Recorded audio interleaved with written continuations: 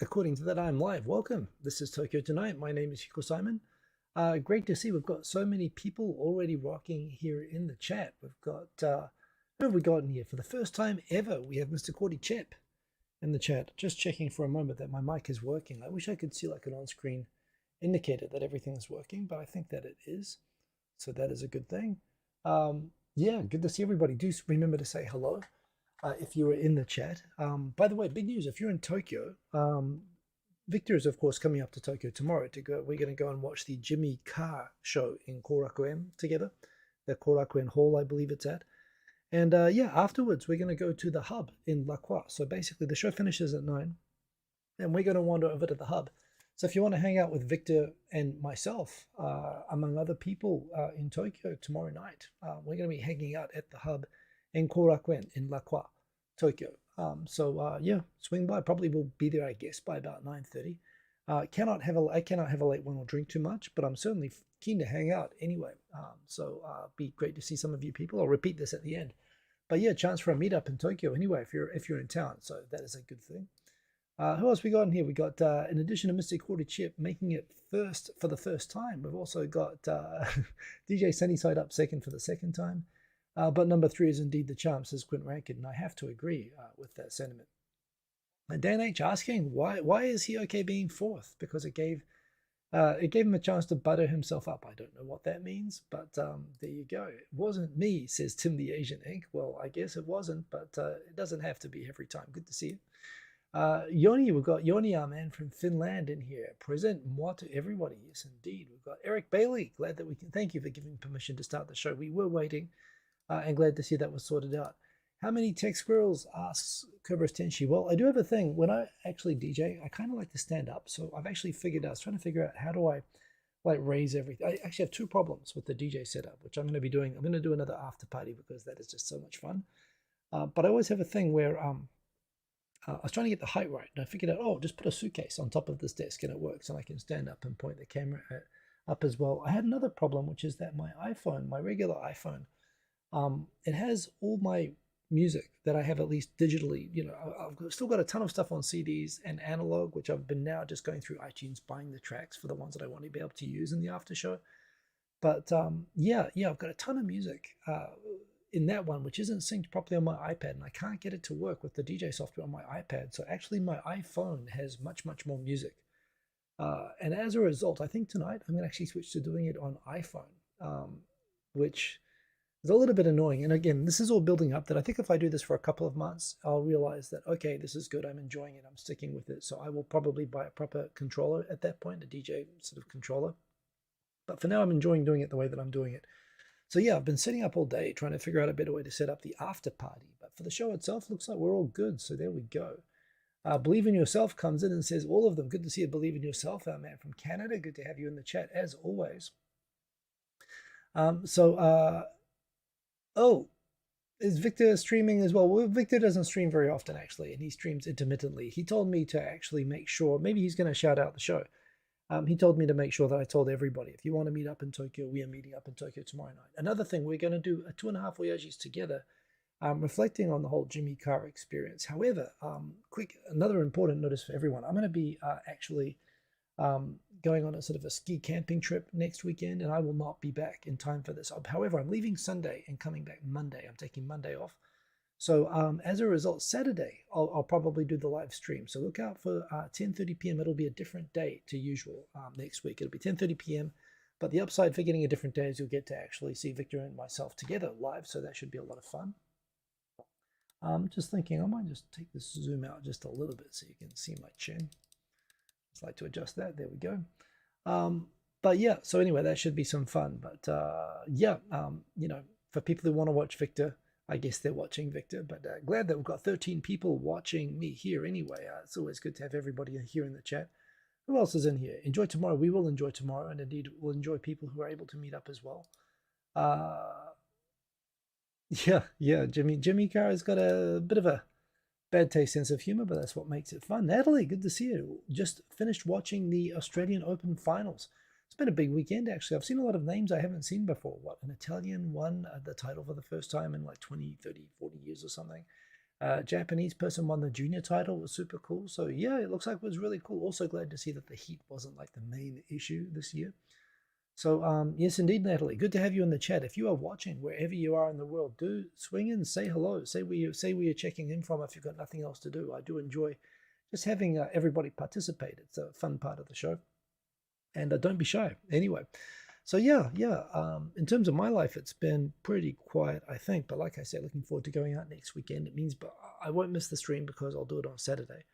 But yeah, big meetup in Tokyo tomorrow. I'll repeat at the end of the show anyway. And I'm going to do the after party because I've been having a lot of fun with that. So look for me to set that up after the show. Oh, new comments. It is something here as well. I have noticed that the comments update less often in the StreamYard software than they update in the actual software as well. So in fact, you know what? I'm going to actually open. Whoa, there we go. This is what I'm talking about. Tech problems. There we go. Fixed. I'm going to open up this in the studio interface just to my side, just so that I don't miss any comments there as well. But yeah, let's go into the live menu and oh, pardon me, over here. Just to make sure I don't miss anything. Plus, of course, I can see people shouting me out this way as well, which means I don't miss anything. So anyway, we've got more comments in here. Who have we got in here? We've got Thomas Morris. Good to see you. Oh, Shiburi said Thomas. Yes, indeed, Thomas Morris. Long time indeed. Excellent to have you back. Yeah, and still use your graphics. Still appreciate them. So many thanks for that. And great to see you in the chat there. Yoni, you know that I'm just dying to deep dive into this year's most important presidential election, which is happening in Finland today. But, well, I'd love to. Yeah, I wonder what's going to happen there. I've heard that the president there, it is the presidential election. The president was like really popular and then really not popular because she just didn't follow through on stuff is the story that I've heard on the internet. I don't know anything about who's running, if she's even running or who's running against her or whatever. Good on Finland for joining NATO, but I don't know really much else about what's going on with the election. Do feel free to share. It is interesting. Yeah, what else have we got here? Come here. I'd love to go there. I'd love to go there maybe in summertime anyway. I haven't surfed in winter in a while. I know it's okay if you do it, but there you go. BTC Chiba, glad that you could make it. Good to see you in the chat there. And anyone else here? Our show is live. Page did not refresh. Okay. We've got it. So I'm caught up, but if anybody else is in the chat, do come and say hello. Doing a double check over here. Oh, we got Aaron checking in. Good to see you. Our moderator has joined the chat. Good to see, of course, Aaron as always. And yeah, let's dive in. There are a few things to talk about this week. So yeah, in terms of the title, making sure that we get through, of course, the big one, the meetup tomorrow in Tokyo at the hub in Korakuen, probably in the hub in Korakuen from probably about 9:30. We'll wander over there from 9 o'clock. So I'll probably be there a bit before 9 o'clock, and I'll probably be looking to get out of there about 11:30. So, but definitely do hang out. Victor and I will both be there together, so it should be a lot of fun. What else we got going on here this week? So those are topics. Yeah, just an interesting thing as well. I noticed that basically whenever you post a video full of music, it used to be that you would have the video immediately taken down in a copyright strike. Whereas now, so long as you don't monetize, and I don't monetize anything, they will let it stay up unless unless the music company demands that the video has that song blocked. It's kind of funny. From the mix last week, there are a couple of songs which are like blocked in Russia. So my heart will go on, I guess, if that happens. Russia and Belarus, apparently a lot of songs are blocked. But other than that, there's only one song that was like blocked in most parts of the world. The Aswad song, Don't Turn Around. Yeah, it's blocked all over the world, and it actually blocked the entire video. But it turns out YouTube's got great features. You can actually just single click, just mute out or even edit out that part of the mix, and it just cuts it out, or the part where it was playing. And the rest of the mix still works, and it's all still there. Every other song, it actually automatically detects, and it says this song from this time code to this time code is claimed by these people, and it means you just can't monetize it, or they'll claim monetization or something like that. And it gives you like basically a track list of the mix. So I just actually copied and pasted all my copyright strikes into the video information of the DJ mix last week. And it turns out, yeah, it's actually wonderful. You can actually now click on and skip to whatever song you want to listen to and hear how I mix it to. So Yeah, Mr. Cordy Chip. The song was "Don't Turn Around," which was famously covered by Ace of Base, of course. But Aswad, I don't know if they were the first ones to do it, but yeah, of course. Very tempted when they were blocking the entire video to call them their, I was thinking of all the rude names I could call them. One of them included their actual band name, Aswad. But yeah, but never mind. I just decided to turn around and to let it go. But I won't let them know that it's actually hurting. So anyway, that was something that was interesting. So I'll be able to continue that. It was a lot of fun. What else is going on? Taro Aso, the famous gaff machine of Japanese politics. He's had an interesting week in multiple ways, but just apparently today he was at a speech where he was accompanied by the foreign minister. The original photo had him with the foreign minister. There she is. And he introduced her to his constituents in Fukuoka, pointing out that, she's not very good looking, but she's a very good politician. People might say the same about you, Taro, although Taro has also been getting a lot of attention for the fact he always wears a, oh God, what's the name of the hat? The suit hat thing. He dresses like a 1930s mobster, which is a pretty good description of what he is. Yeah, she's doing very well as foreign minister, and there was no need to say that she's not very good looking. Fedora, thank you, Mr. Cordychep. So yes, indeed. Oh, I see a Shubus. Shubus is in the house. Late, but you made it. Coffee Kampa. Yes, thanks for drawing attention to that. Good to see you, Mr. Good to see you, Shubus there. Should reindeer beef jerky be illegal in stores? Who knows? Who knows? Glad that you can make it, of course. I wouldn't be. I mean, not just for the obvious reasons, but I think that fedoras are actually kind of cool. Like, why don't they bring suits back? I mean, and credit to Taro Aso for at least being willing to wear it even when no one else does. And it is actually cool, but not cool calling the foreign minister fugly, whatever he called her. Don't do that, Taro Aso. Bad guy. He's actually also been in other various things where the prime minister announced apparently to the press that yes, the LDP, all 6 major factions of the LDP are now disbanding, so because of all of this corruption and slush money. And apparently, when he announced this, he forgot to tell the heads of the other factions that this was happening. And Taro Aso did a press conference immediately after because he only heard about it through the news. And he held a press conference saying, "No, we're not." And so did another faction leader. So Taro Aso is being Taro Aso. I mean, only the good die young. And Taro Aso, I believe, is nearly 90 years old or something. So there you go. I think that speaks for itself. But he is holding on there anyway. He does look like a bear. This is a pretty good, indeed, Yodi. That is pretty much sums up Taro Aso well. I feel guilty. I also, it's kind of funny. Shintaro Ishihara and Taro Aso, 2 of the worst people in many ways, but I am thoroughly entertained. Shintaro Ishihara, of course, has now passed away, but yeah.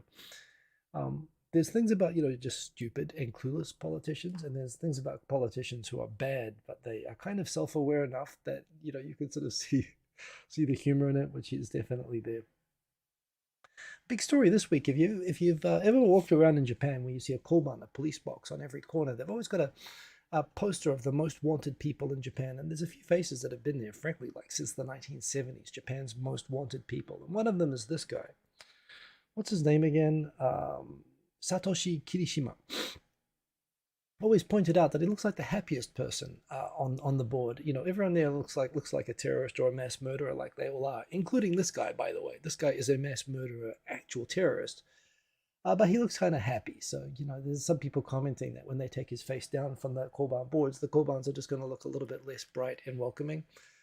However, he did bomb. He was in a group, the Anti-Japanese East Asia Alliance or something, that for every Japanese, primarily trading companies, but Japanese companies that had operations outside of Japan, his group, which were at the time like all the Japanese terrorist groups, they were mostly formed around the universities in Japan.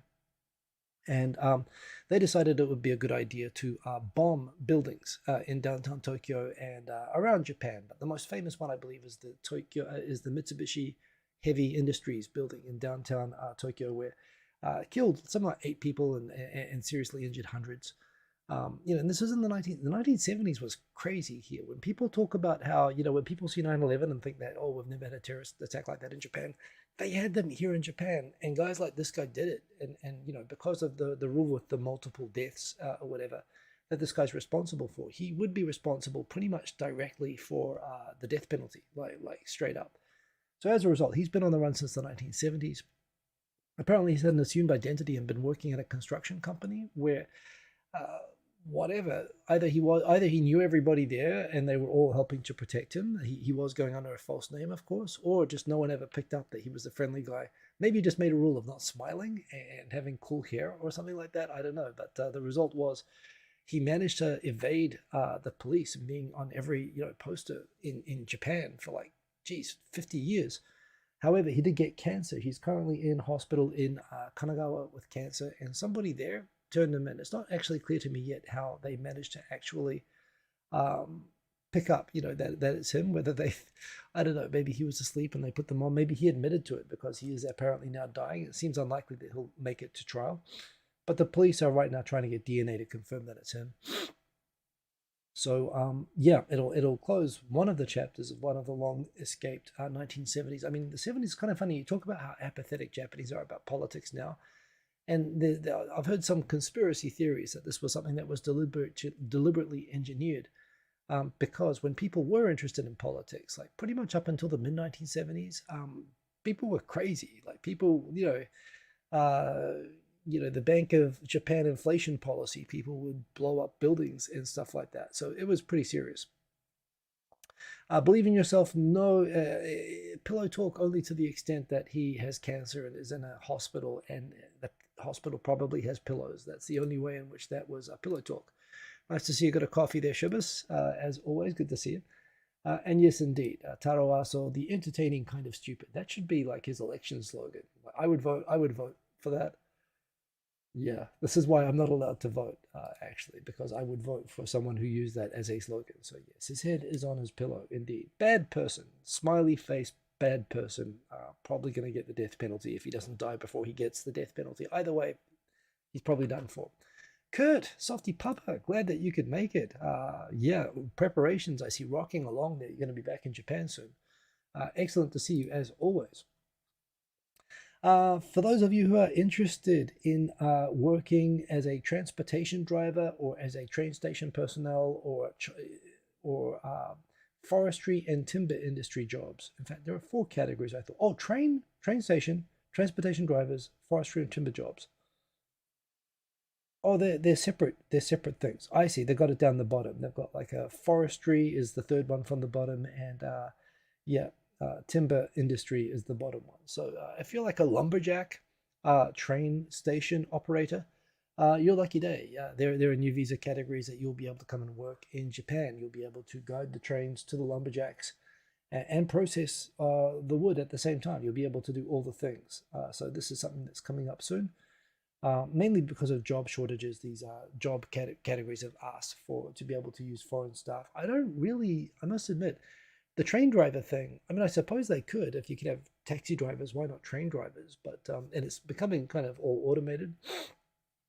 But yeah, I must admit, is that something where foreigners would necessarily? It's not something I really think of as train station personnel. I guess it could help. It could help. You'd have for a big train station, you probably should have some Chinese speakers and so on to help with people who are lost or need assistance and so on. Actually, that does make a lot of sense. Now I think about it that way. I don't know about being like the lone station staff in the middle of Aomori makes much sense, but it definitely makes sense in some of the big Tokyo stations. And if you're a lumberjack and you're okay, yeah, you can now work here. So good news. Thomas Morris, every morning I'm a serial killer. Yes, that is indeed. We are all guilty of that. Oh, many of us. Dan H. Most of the Japanese left, from my understanding, gave up the revolutionary struggle and thought that they could change society through influence of media. However, this seems like it failed. Yeah, well, this is the funny thing about the left. I've stayed. My first, not my first home stay, but the place where I first stayed, my girlfriend's family when I first came to Tokyo, were communists, like old-fashioned, like 1970s, like university campus communists. I don't know that they were actually involved in any extreme shenanigans, but there was stuff there What I would say about the communists in Japan and the socialists is that they're universally lovely, lovely people. You meet they're literally like old ladies. They make scones and they do marches. And you see, whenever you see May Day in Japan, May 5th, whenever you see the May Day parades and the leftist groups, it's all like 80-year-olds and 90-year-olds. And you watch them, you'll notice they're not just monitored by police, they are monitored by SPs, by special police, which are Japanese equivalent of the sort of Secret Service FBI. They drive. It's kind of funny.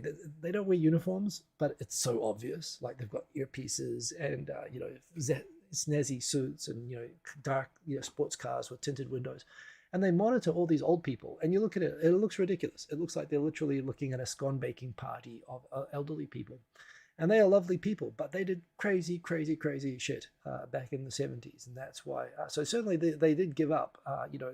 I think everybody realized in the 1970s when people were blowing up buildings and hijacking airplanes and massacring people at airports and stuff like that, that, somewhere the tactics of global revolution that went from being sort of TikToks and university rhetoric to people in Japan, a lot of people thought this was something they should actually do. Everybody seemed to realize about the mid-70s that maybe this isn't such a good idea. And for a while, it made sense because actually they were politically successful. The socialists did quite well, and they didn't, renouncing violence was something that they could actually do. But yeah, in the end, of course, even then the left has kind of now collapsed even politically. And part of the reason that you see, if you ever talk to right-wingers in Japan who are like, completely, against the communists, no matter how reasonable they often sound, not all the time, but quite a lot of the time, they do sound that they do play a kind of truth-telling role within politics in Japan. They can sort of call a spade a spade. They can, because they're never going to be burdened with actually being in power. But yeah, the right are sore against them to know what they were doing back in the 70s. So that's the tricky thing with them. And this was mainly, it started as it did in America on the university campuses, but they were much more radical here than in America. And in America, they were crazy as well, of course. But there were, of course, these militant groups that came out of America as well. But Japan was a totally different scale. So yeah, they definitely did chill out quite a lot from that. Michael Gillen Pickett, good to see you as always. Thanks for joining. What else have we got? Kerber Stitchy should have taken the train conductor retraining 4 years ago. Well, who knows? You could get a visa now, so maybe it's worth going and taking. The Lumberjacks rejoice, says Brad F. Good to see you as always. The Lumberjack song. I'm a lumberjack and I'm okay. Monty Python, classic song. Kustos, good to see you as always. Communist scones. I mean, communists. You know the song. You know what they say. There ain't no party like a communist party. They make wonderful scones and baking and cookies, and they've just switched the recipes from nitroglycerin to flour and sugar and butter, and everyone is better off for it. So that's right. And it's our scones now. I could probably figure out how to remix the Lumberjack song. I'm not sure the world really needs that, but I'm sure it's technically possible to do. We've got the J Vlog. Good to see you, the J Vlog. I get a sense that maybe a lot of people rocking in from Victor's live stream, where Victor may have mentioned, for those people rolling in, if you are in Tokyo tomorrow night, I'm going to be hanging out with Victor in Tokyo watching Jimmy Carr, which finishes at 9 p.m. And after that finishes at 9 p.m., we are going to the hub at La Croix in Korakuen Station. So probably a bit before 9:30. Victor and I are going to be there, and if you're in Tokyo, you want to hang out with us, we are there. So there you go. No communist scones on your bingo card. They should be right in the center. I don't know what's wrong there, Aaron, but yes, indeed. Thomas Morris, well said. Anyway, continuing. So we've got communists. We have lumberjacks. It's been a pretty complete show already. AI pop songs. This is pretty cool. So there's like the 7-Eleven has modified the microwaves so that now they've got a little QR code on top and a scanner inside the microwaves, so that when you put your food to be microwaved into the microwave, you can scan it as you put it into the microwave, and it will automatically know exactly what setting to cook it on to cook it perfectly without you having to interpret from the label. So just a little bit of a convenience, but that strikes me as a very, very good thing. So yay. I mean, and it's a bit like with the coffee machines. When they put these coffee machines, the coffee in Family Mart and 7-Eleven in Japan is better than the coffee from Starbucks in America by miles. They actually figured out how to get these machines where they just load them up with beans. It grinds the beans inside these machines. It takes like about 30 seconds, 40, maybe about a minute to make the coffee, but they make lattes, they make coffee, and it's made from ground beans, and it's delicious. The machines that they put, the technology that they put into convenience stores in Japan is amazing, and I'm sure that they're going to probably do similar things with microwaves and whatnot. So there you go, very important stuff, of course. Oh, there we go. The comments jump again. Oh wow, we've got so many people rocking in here. We've got Cool Gray, good to see you. What's up, everybody? Not that much desu. Good to have you indeed. Cool Gray 11C, not that much desu. Good to have you in the chat. Sachiko Yokohama, good evening. Konbanwa. Oh no, I think I might have, maybe I don't, but definitely konbanwa. No, good to have you in here. I'm not sure if you've been at one of the YouTube get-togethers before, but the name rings a bell anyway. Good to see you as always. Who else? Great idea. 7-Eleven indeed. Kubra Sinchi, not sure that the Labor Office will pay for another retraining, but if you get that certificate, who knows? You could get a visa. You could actually work at a Japanese train station. Actually, when you think about it, while it makes sense to have foreigners in Tokyo Station, for example, the places where the labor shortages are these rural places where they can't staff the station. So it does kind of make sense. It's actually, I reckon that'd be a great way to come to Japan. Dan H, Japan has better coffee roasters, standard of coffee drinking, and quality control compared to the US. Yeah, I'm still baffled how going to Seattle, the home of Starbucks, the Starbucks in Japan is cheaper and so much better than the crappy, expensive Starbucks in the home of Starbucks. But yes, indeed, as you say, Dan H, it's exactly as you describe it.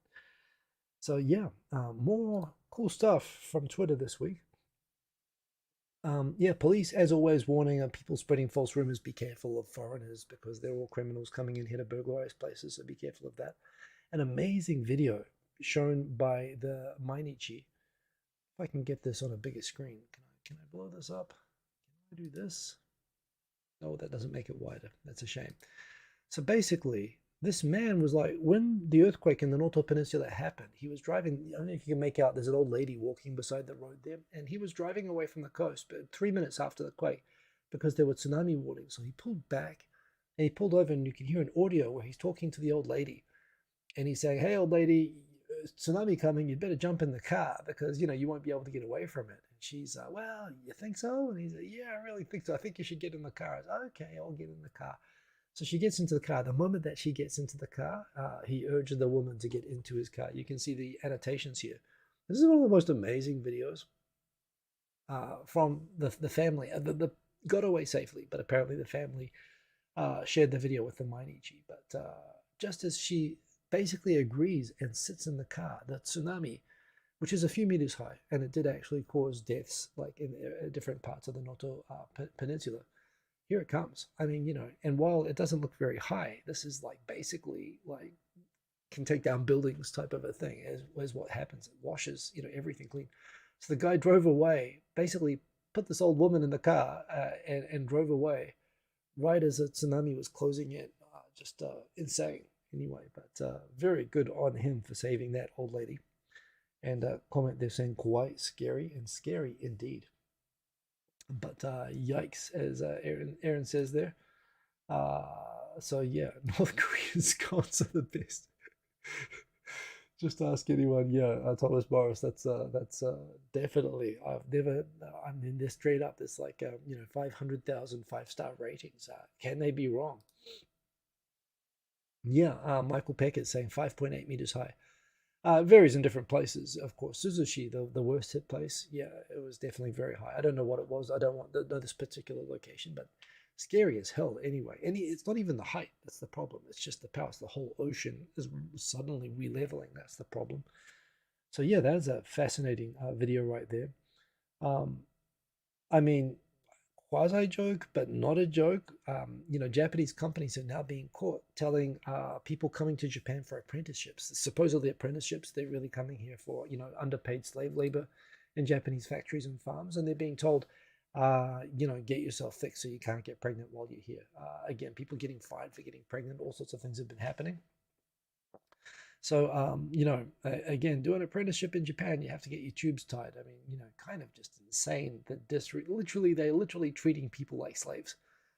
And yet they need more people to come in because they have labor shortages, but yet they treat people like animals. It's awful what's been happening with this apprenticeship visa scheme. And I don't know that it's going to change just because they're updating the visa scheme system when the people who are demanding this, are not having any sort of consequence for this. But yes, indeed, that's how you harvest karma, says Eric Bailey. We've got the J-Vlog. Did I feel the earthquake this morning? Yeah, there's a magnitude 4.8 earthquake pretty much directly under Tokyo this morning, and it was a good jolt. It didn't last for very long, but it was big. It was made a lot of noise. It was a 4 on the Shindo scale. I'm not sure if it was where I am, but it was like all around Tokyo, wherever the soil was soft, it was a Shindo 4, which is scary but doesn't do damage. But it made a lot of noise, so it was a scary quake. And that is it, indeed, right on there, magnitude 4.8. You can see all the 4s around where Tokyo is, and the epicenter, actually around Funabashi by the looks of it. But it's kind of funny, even though the epicenter is there, they always are a little bit under like that. They sort of move, the plates are all on sort of angles and so on. But yeah, it was a scary quake. I definitely did feel it. It's unusual. There haven't been that many quakes. It's unusual to feel a quake bigger than Shindo 3.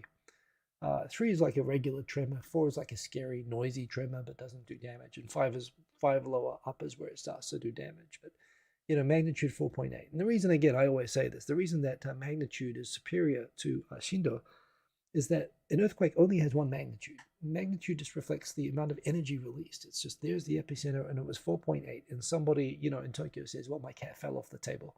In Tokyo, you have it literally. In Japan, you have it literally where you know exactly how much it shook everywhere, because they have all of these sensors everywhere. So it's good to know. But yeah. All the scones belong to us. Everybody's really getting into the communist scones. I assure you, they are delicious. And I encourage you to try some if you ever get the chance. They almost certainly do not have explosives in them anymore. The Slim Lander's been a story of the week. I was actually tempted for 27,700 yen. You can actually get, I think we'll get to it later on. Basically this JAXA, all these space agencies that spend $50 million on a lunar lander, which basically just has an antenna and a camera and a couple of experiments on it, and they got all this trouble to launch it and to land it. Japan was like, hey, why don't we just use my kid's toy? Why don't we just put that up there? It just weighs a few grams. It'll be super cheap. It can still take a picture. It's Japanese technology. We'll be able to get all the photos. It'll be cool. And that's all that they did. They literally got a Takara Tomy plastic toy, and they attached it. They shot it off this lunar lander, and it took like the best photos that showed exactly what happened to the lander. It'll be on here later on. NASA's found the location. It does turn out that the Japanese lander, in spite of the fact it landed upside down, is still the most accurate landing vehicle ever shot at the moon, including all the Apollo missions. They never got within less than 100 meters of their target. This got 55 meters from its target. And this was in spite of like two of the landing engines falling off and going off to the side and landing upside down. And it was still far and away the most accurate successful soft landing ever on the moon. And they have this amazing toy, which I've been tempted to get, but all it does is kind of move around awkwardly and take crappy pictures. So I have to think, how much do I want a memento? But the thing is, it is an actual lunar lander that you can actually go and buy at the shops. It's all sold out at the moment. I looked it up. It's like everyone's selling it for like a 4 times markup. But Takara Tomy, genius. If they make more of those things, I think it might be worth having, just to have in the background here as a little memento or something like that. It's super cool. But yeah. All your scones belong to us, indeed. Was that from 1998? Yes, indeed. Scone bombs are a relic of the past. I like to think we live in an age where we don't have to worry about explosives in our scones, but perhaps I'm just an optimist. Who knows? So yes. Oh, what's happened there? I've hit something. Whoops. I bumped DMs there. Whoops. Anyway, I'll probably have to edit that part out. Never mind. Back into it. What else have we got here? Yes, so there's the happy bomber who is probably going to get the death penalty if he doesn't die before he gets the death penalty. He's going to die. That's what's going to happen anyway. Probably natural causes will get him first. Tokyo Metro, I didn't know, was actually owned 53.4% by the government and 46.6% belongs to Tokyo government. They're about to sell the shares. I don't know if they're really, I mean, everyone needs to use the subway. That's probably good shares. I don't know how profitable it is, but there you go. For Natalie, who's watching the Australian Open, there is the junior Australian Open singles title has gone to this Japanese guy. Good on him. Rei Sakamoto. I guess we're going to hear more of that name. He did very, very well. So congrats to him. What else have we got in here? Oh yeah, for people who are into strong zeros, and I'm talking to you, Victor, of course. Give me a break, man. Yeah, they're basically agreeing voluntarily to stop making them because apparently there are. Asahi Beer says that it'll limit the amount of alcohol in its canned Chuhai flavored shochu drinks to 8%. Medical professionals have been speaking out against drinks like Strong Zero with 9% alcohol, calling them a health risk. And it's interesting. So in Japan, they've got these Chuhai, these sort of alcoholic fruity drinks, which you can just buy in cans. And I quite like the 5 or 6% version of the same sort of lineup of the Chuhai or whatever. And I like the lemon and grapefruit or whatever. And it's easy to drink. And it doesn't hit me too hard. And I'm not weak with alcohol. I can drink wine or whatever, fine. I've got the enzyme. I don't go bright red or anything like that. But the Strong Zero, I've only had a Strong Zero like once or twice, and it's kind of funny. I just had like half a can of Strong Zero, and I was feeling a little bit, I was feeling it, but not strongly. But what I noticed was my mouth was slurring. It was like I watched Wolf of Wall Street last night. It felt like I had a mild quaalude or something like that. And my mouth was like, ugh. I was trying to talk and I was lucid and my mouth, it was like it was anesthetized. And it's only like 9% alcohol. But like, and you think about it, wine's like 12%.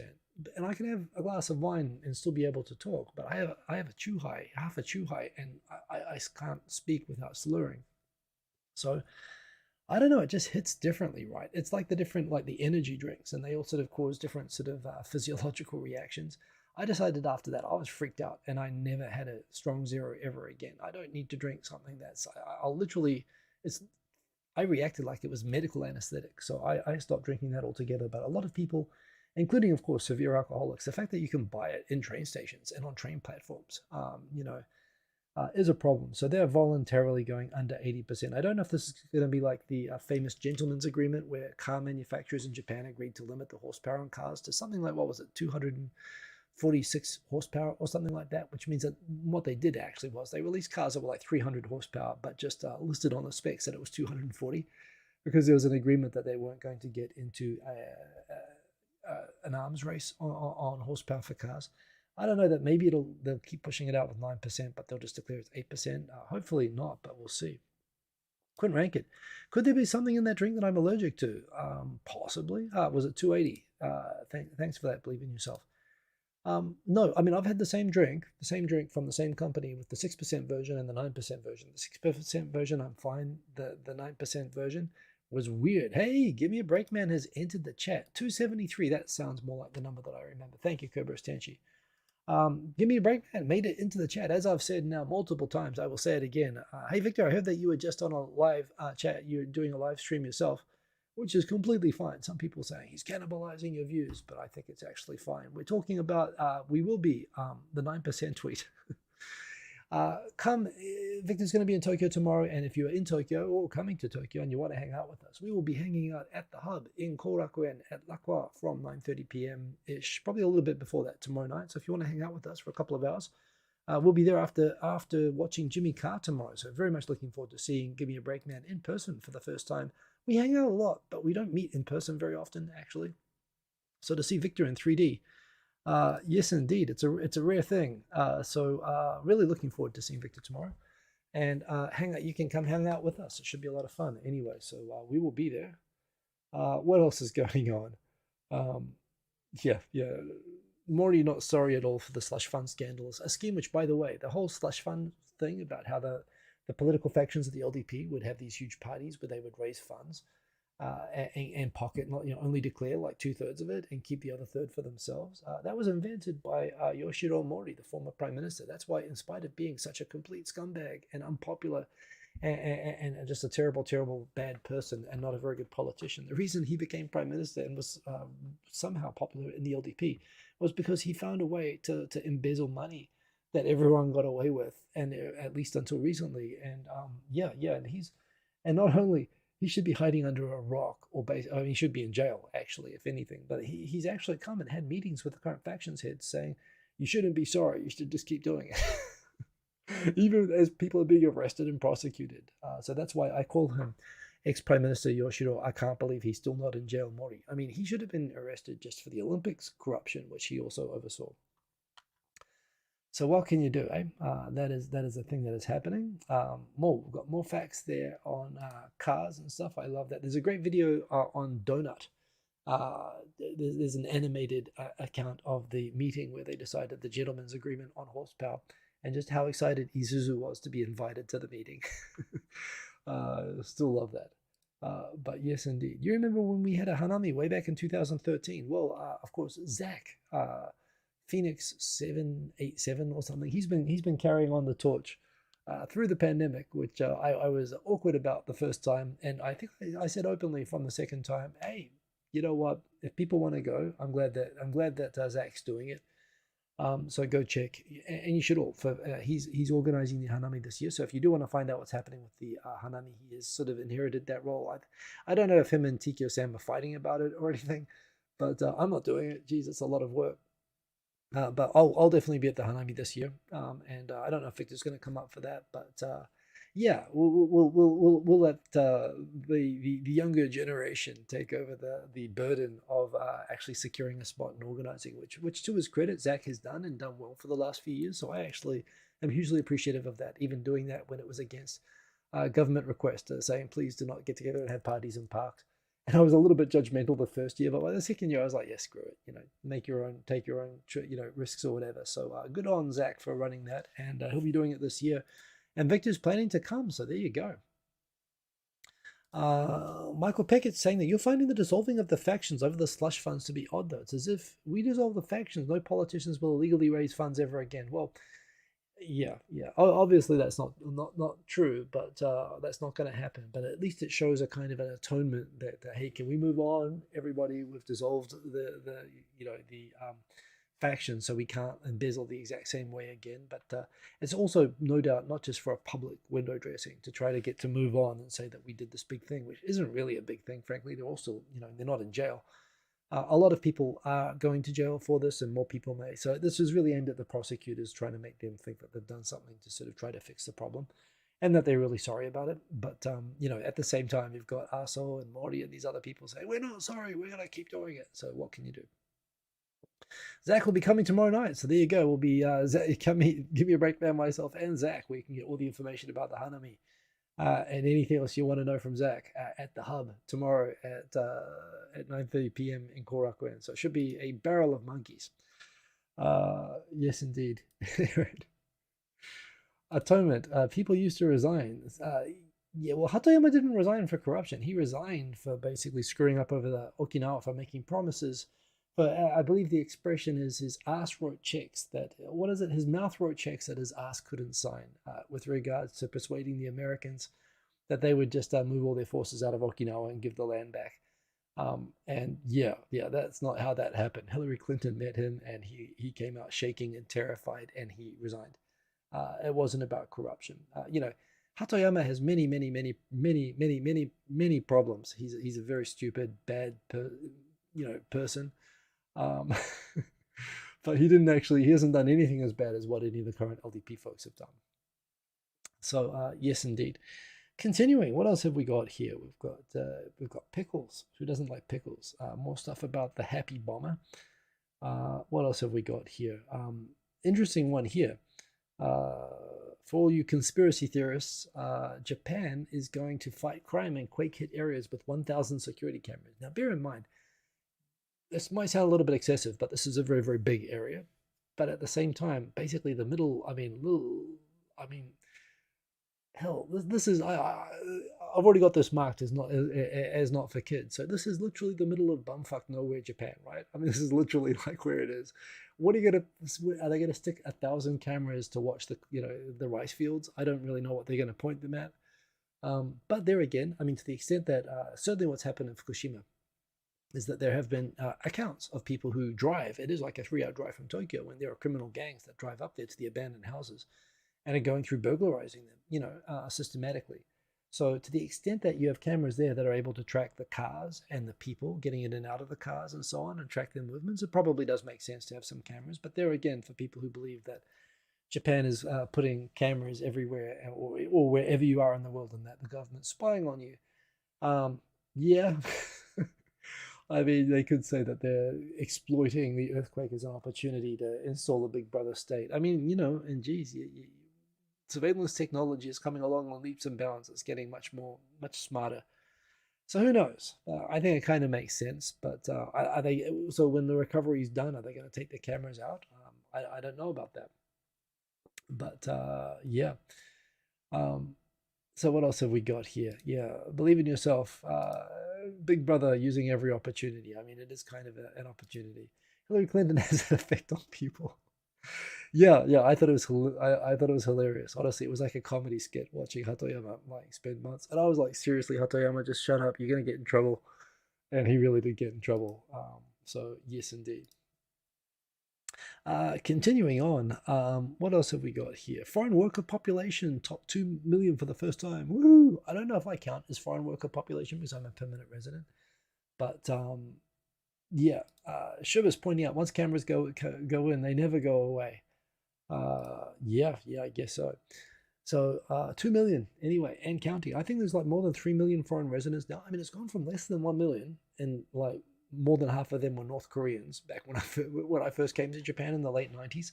And now it's like mostly Vietnamese, followed by Chinese. I think that maybe Vietnamese have overtaken Chinese in a very short period of time, in less than 10 years. And the total number is like 3 million. And and you think about it, that still is like less than 3% of the population. But yeah, it's the rate is growing anyway. Damasta, good to see you. No worries being a little bit late at all. Good to have you in here. I get in trouble with Hillary. I do not. I mean, hell, I look. I mean, again, to cause outrage, I supported Hillary against Trump, but yeah, all these facts are still true. You do not under any circumstances want to get in trouble with her anyway. Chinese cameras, well, all of that. Give me a break, man's got to hit the sack, but I will see you in Tokyo tomorrow, and I will see anyone in Tokyo who wants to come join us. So that'll be a lot of fun. Have a good night, Victor. I'm going to continue here. We've got 10 minutes left, and I'm gonna do the after party DJ set thing again. So I'm going to race through. What else can we get here? Oh yeah, here it is. So this is literally landed on the moon.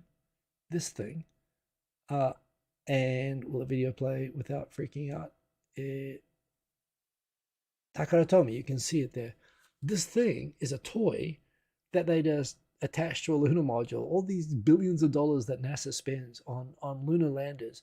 Japan was like, our toys are pretty awesome, right? I mean, we invented like Transformers. Can't we just like come up with a cool plastic toy? I don't know if it's plastic or not, but it seems to be what it is. And let's just put it on the moon and shoot some pictures back. And this is a thing that you could buy. It's on the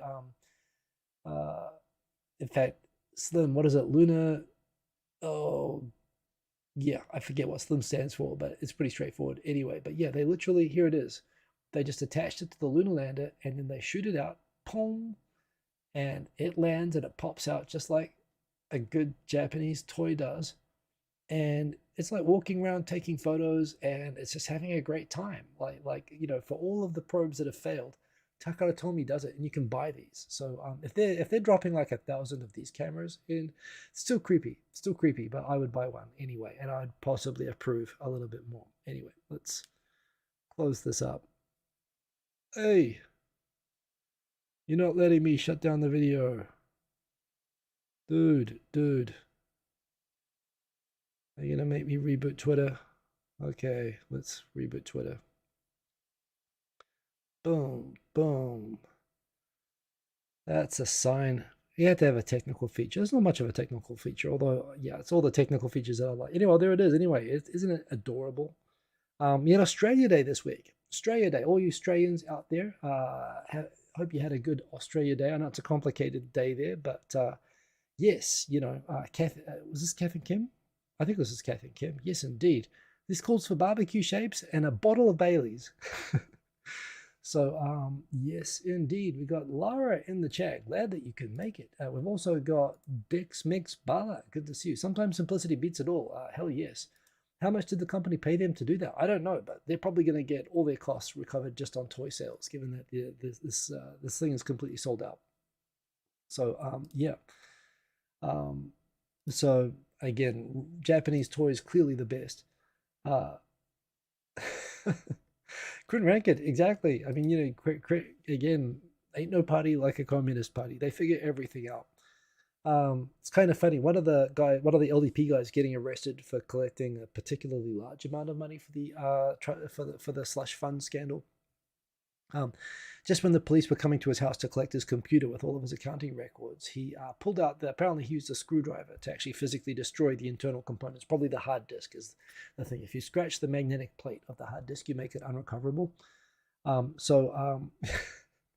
I couldn't help, but this is basically what Yuko Obuchi, of course, did, the daughter of the former prime minister, when she was caught with illegal fundraising issues. Her and her secretaries used actual power drills to drill holes in the hard disks of her computer to make it unreadable to investigators. So this guy, I couldn't help. I think we have to make it a verb. So Slush Fund accused LDP politician totally Obuchi'd his computer to destroy evidence. Someone else said that, someone else was saying something nice about her, and, saying that it's good that she actually quit a faction, even though her faction is refusing to disband. She actually quit their faction to show that she's not corrupt, which I think was a good gesture. But at the same time, I suggest that they do check the fingerprints of the screwdriver to see if she didn't lend it to the person who did it to destroy his PC. So there you go. Sadiq, glad that you could make it. Good to have you in here as always. I'm in from Florida. It's not a complete show without you. Good to see you, Sadiq. And everyone else, sorry, my computer fell down. That's right. Fell down the stairs all by itself. So there you go.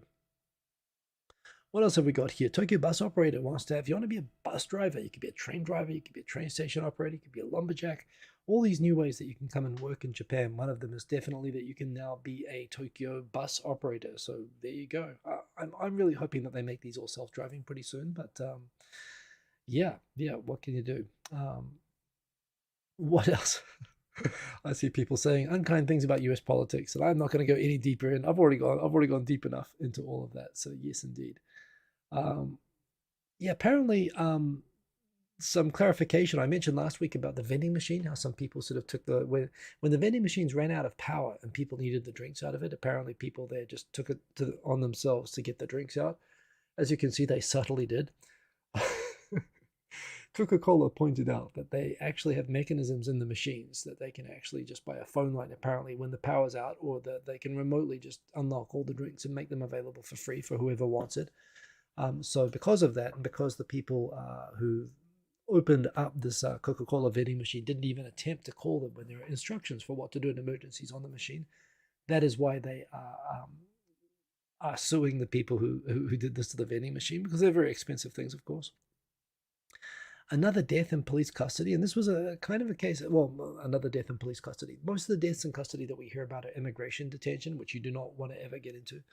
But this was an Indonesian guy who was caught driving without a Japanese driver's license, was held in detention for a month where he had a medical condition and they didn't give him proper medical treatment. And when they finally did, he died. So yeah, again, foreign is not working out very well. So that toy that I showed you just now, it took this photo. It confirmed the first way that they were ever able to confirm that the probe had landed upside down. It's on its head, that's its leg, that's its feet in the air there. But on the far side, looking away from the camera, is where the solar panel is. So that's how they know that when the sun comes around to the western side, it will actually get electricity and it will work. So it was a kind of a successful soft landing, even though it was upside down. Everything's still working. But this photo, the verification of what happened, came from the Tomy toy. It came from a little kid's plastic toy. So again, this is the sort of stuff when Japan's having a good day, when I'm like, I love Japan, it's because of this sort of stuff. So there you go. Is this true? Really? I'll listen to it. Apparently, it's like an anime theme song called "Bling Bang Bang Born." J-pop hit of the year. Apparently, like in Germany, was #1 and now #2 in Germany. Is that really a thing? Like our anime songs, like now #1 in Germany? That's pretty cool. The old rehab on the left-hand shoulder, this shoulder over here, is slowly getting better. It's making advancements now. I really want to start kickboxing again soon, although that's kind of partly what caused it in the first place. But I'm missing it. I've been not exercising, completely in order to let it recover, but so that I can get back into it. So I'm hoping to do that soon. But yeah, I think let's go through. I've got 3 minutes left before I cut over to the after party.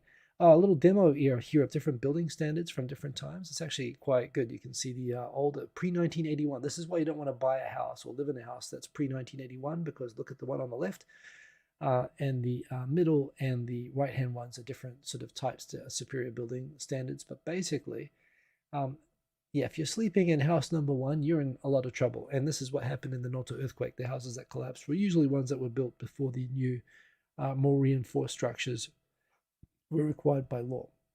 Still going for it with the second one, and it's shaking. Oh, there it goes. So yeah, a big shake took out the second one. But oh, in fact, this one was the newly amended standards which came in, but the right hand one are the current standards. So okay, there have been interim standards as well, but pointing out the newer the house, the safer it is, and that's why rents and house prices are much more expensive for newer houses. But yeah, you know, living is a fair bonus. So there you go. You think it was a pre-planning fail? They should have planned for it in some way and turned itself in case it landed upside down. Well, yeah, it was weird. The thing with the probe was it was designed to like rock onto its feet. It was supposed to land on its side and pop up onto its feet. That was the plan. Because 2 of the landing engines fell off, it was more out of control when it landed than was planned. But it's one of these things. You always got to sort of plan for everything. And because the moon is like 6 seconds away, even though it's relatively close, light takes 6 seconds to get to the moon. So you can't pilot anything there. It has to pilot itself, particularly in an emergency like landing engines falling off. So it was all, they tried to probably figure out as many scenarios as possible. But yeah, it got, so they made it so it didn't make a lot of the mistakes that the other probes, like the Indian and the Israeli probes, made. But, you know, they still had a new problem. So yeah, I think they did pretty well on the circumstances anyway. But yes, indeed. Eater, glad that you could make it. I think we would have heard of the anime song as well. Indeed, I haven't heard of it, but apparently it's a thing. When I used to live in Hachioji, sometimes we'd get big snowfalls, and when the train doors would open, it gradually looked more and more like that, although that's kind of crazy there. And what else have we got? That's pretty much it for this week. I'm gonna just quickly see if there's anything else worth calling out. Otherwise, I'm gonna wrap it up and move on to the after party, which I've set up on a different stream for all the copyright reasons and other reasons and so on. Thanks as always, everybody, for keeping me company. Remember, next week, so 2 big announcements. First of all, next week, I will not be streaming on Sunday. I'll be streaming on Saturday with Victor. It'll be 2.5 Voyages. We'll be talking about the Jimmy Carr get together and everything. We might even record a video or do some live streams actually when we meet up tomorrow, and maybe even on Tuesday. We're going to meet up for a little bit. So that should be a lot of fun. If you're in Tokyo, Victor and I will be at the hub in Korakuen at Lakwa tomorrow night after the Jimmy Carr show. So it should be a lot of fun. So yeah, we've got a lot of stuff going on. But yeah, I'll remember I won't be here next Sunday. I'll be streaming on Saturday, just so I can keep the show going. Thank you for keeping me company. If you want the link, let me post the link to the other live stream, which I'm about to jump onto, where I'm going to play with the DJ stuff, which I'm going to have to set up. It's going to take a couple of minutes. In fact, I see there's already 2 people waiting over there who possibly either have multiple windows or just enjoy the music better than this show, which is fine, actually. That's actually kind of cool. So let me put the link in the chat. Boom, boom, boom. Remember to like if you liked. Remember, this video is not monetized. I spare you the ads. Basically in order to beg for you all just to like the video a little bit more, because all I do this for is validation. So thank you. Like it if you liked. As always, thank you for keeping me company. Follow me on Twitter, do all of that stuff. And otherwise, go and follow me into the live stream where I'm about to put a suitcase on my desk and set everything up. So I'll be over there in just a moment. And boom, peace. See you in a few minutes. And otherwise, see you next week if you're not into the music thing. So see you later. Ending stream. Boom. Starting another stream really soon, though, so look out for that.